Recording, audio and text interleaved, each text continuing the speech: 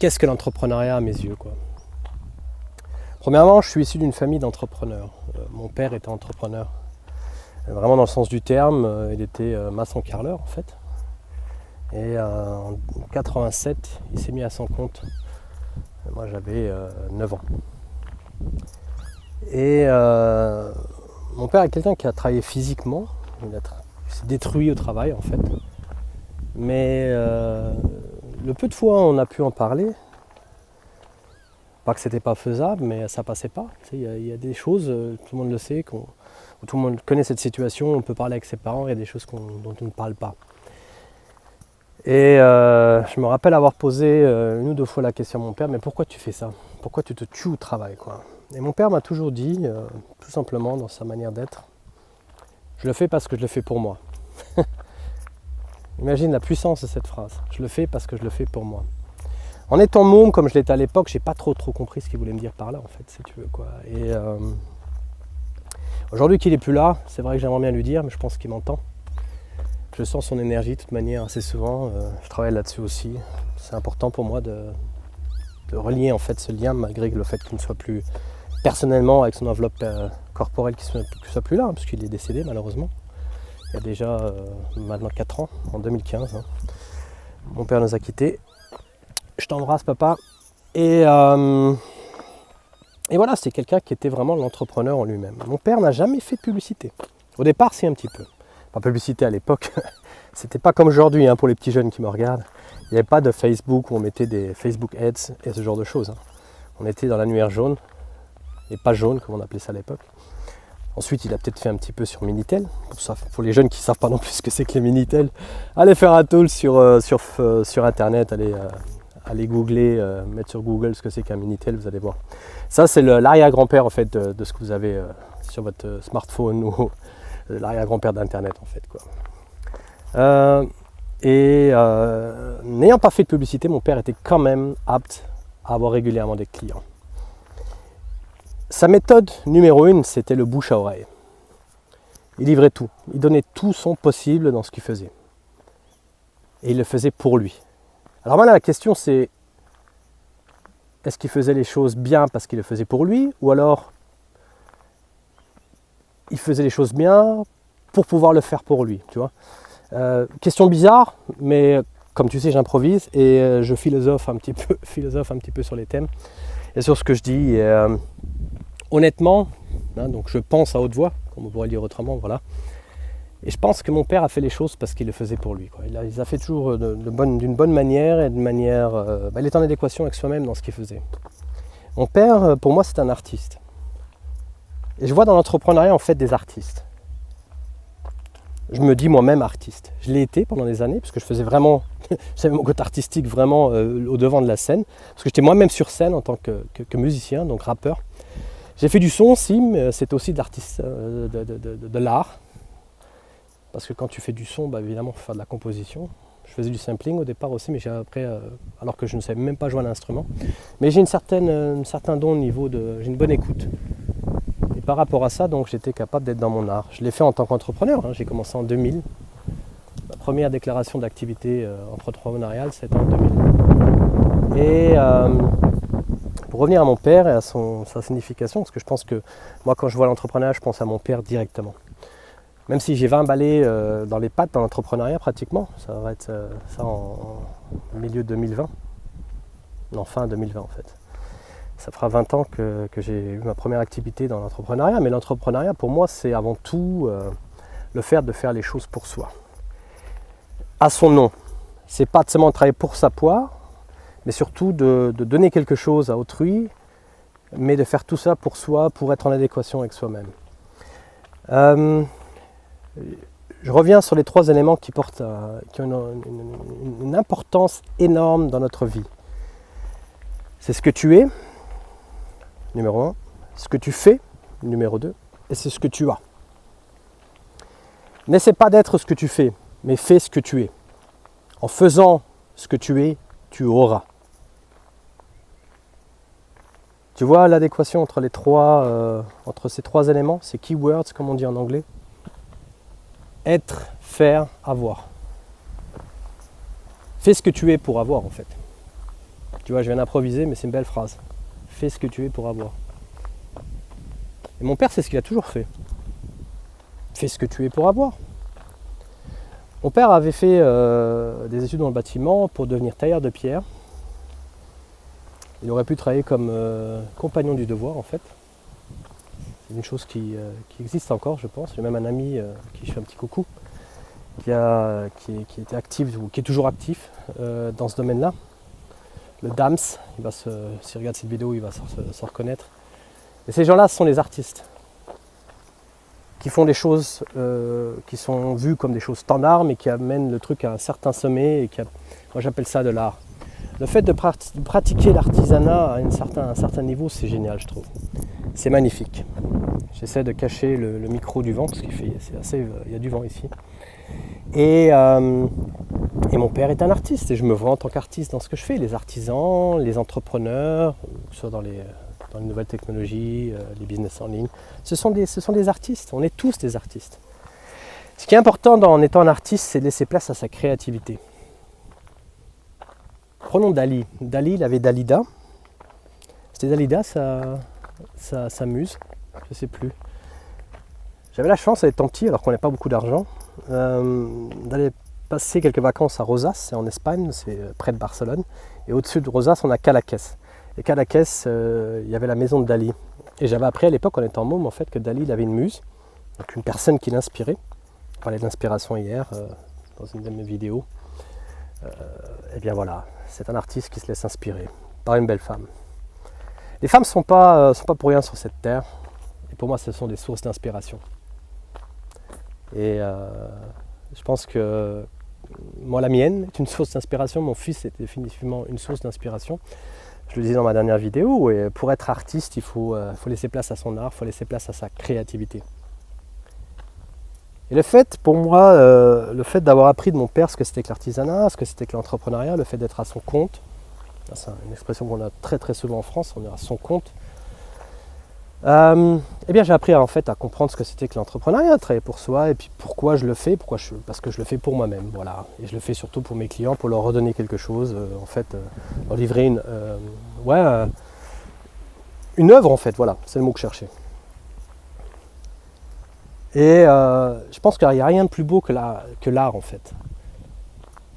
Dans le mot artisan, tu as le mot art. Et l'entrepreneuriat, je l'associe à l'art. Si tu es entrepreneur et que tu n'es pas artiste dans ce que tu fais, ce n'est pas spécialement le produit à la fin, attention, je ne te parle pas du produit final, je te parle de la manière dont tu vois les choses, la manière dont tu vois et que tu ressens les choses et la manière dont tu fais les choses.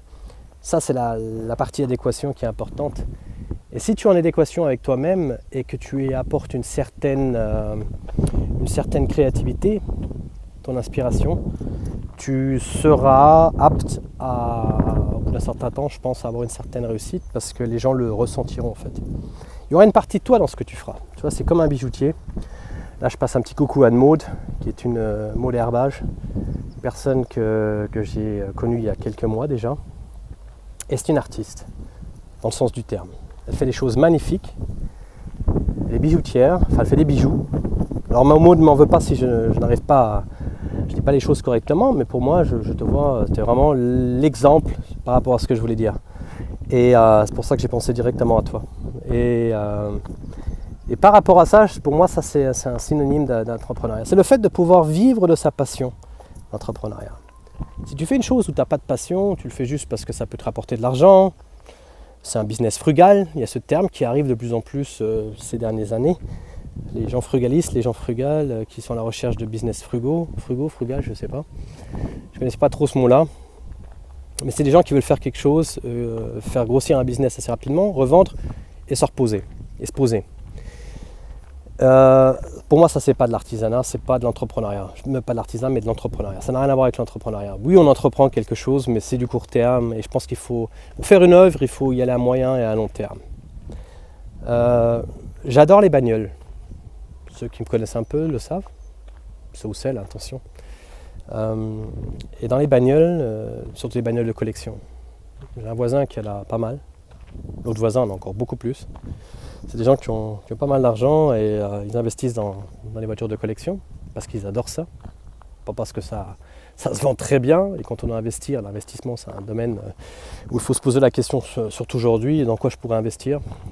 Donc un petit conseil de ma part, les bagnoles de collection, si tu peux en acheter parce que tu as les moyens, ça c'est vraiment une bonne source d'investissement. Et ces deux personnes-là m'ont appris avec le temps à avoir un certain intérêt pour ça. J'ai découvert ça. C'est pour ça que moi j'ai un grand intérêt pour ça, et dès que j'aurai la possibilité, je commencerai à construire mon parc d'automobiles, donc de voitures de collection.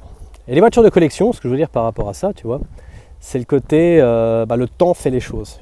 Une bagnole de collection, elle peut avoir ce patina, tu vois, cette patina au niveau de la peinture, elle a tu vois, ce côté vintage à l'intérieur, le mobilier, les cuirs, tout ça, c'est magnifique de voir ça. L'âge fait les choses. Ça, on le voit chez certains hommes ou certaines femmes qui deviennent de plus en plus belles avec l'âge, par exemple. Tu vois. Et les voitures, c'est pareil, les voitures de collection. Et par rapport à ça, tu vois, je reviens donc à mes moutons, par rapport à ma vision de l'entrepreneuriat, c'est ça le côté artistique.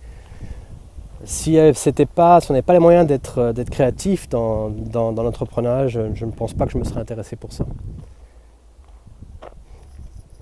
Le fait d'être unique par rapport d'y apporter une partie de soi-même, donc on ne fait pas un produit standard, on fait un produit unique. Et le fait d'être unique dans sa manière d'être, le fait d'être unique dans ce qu'on fait, le fait d'être unique dans ce qu'on a, ça c'est vraiment, ça c'est mon adéquation en fait. Je suis en train de te donner ma définition. C'est marrant parce que tu vois, en improvisant, je sens, et c'est ça qui me fait flipper, parce qu'en fait, tu vois, le fait de faire sortir tout de ce que je ressens, je me dévoile moi-même. J'ai du mal par rapport à ça, je bosse là-dessus, c'est pour ça que je fais beaucoup de vidéos en ce moment, pour m'ouvrir, pour que vous compreniez, toi qui me regardes, qui je suis vraiment, pour être authentique quoi, face à moi-même, c'est important. Et ce que je te disais à l'instant, tu vois, c'est moi, c'est le côté en fait de mon adéquation. Ouais, c'est intéressant quand même, hein. Je suis un peu bouche bée quoi, parce qu'en fait, je ne pense pas beaucoup, je dis ce que je ressens en fait.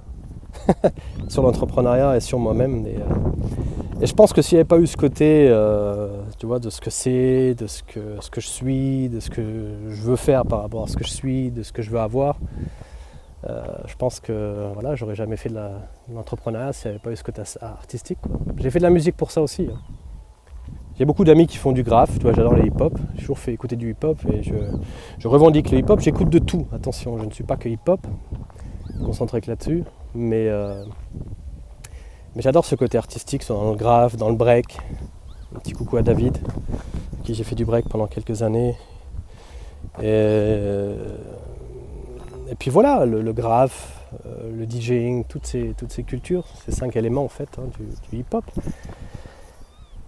C'est ça qui m'a toujours plu, qu'en fait, dans l'artisanat, dans l'entrepreneuriat, je pense toujours à l'artisanat, mais parce que je pense à mon père en même temps.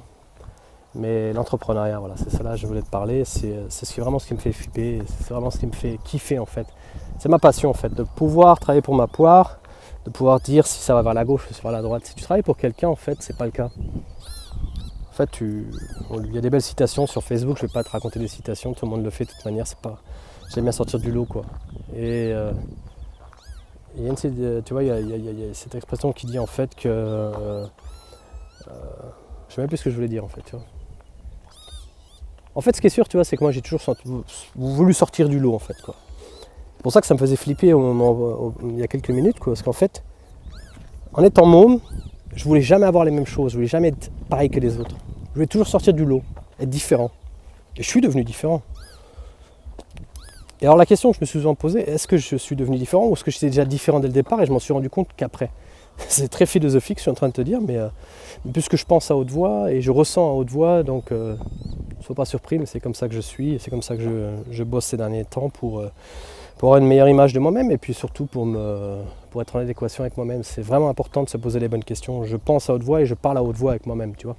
Et bien évidemment avec toi qui me regardes. C'est un dialogue entre toi et moi, enfin un dialogue, un monologue. C'est pour ça que si tu as des questions par rapport à ça, des remarques, n'hésite surtout pas à me parler, j'en ai besoin.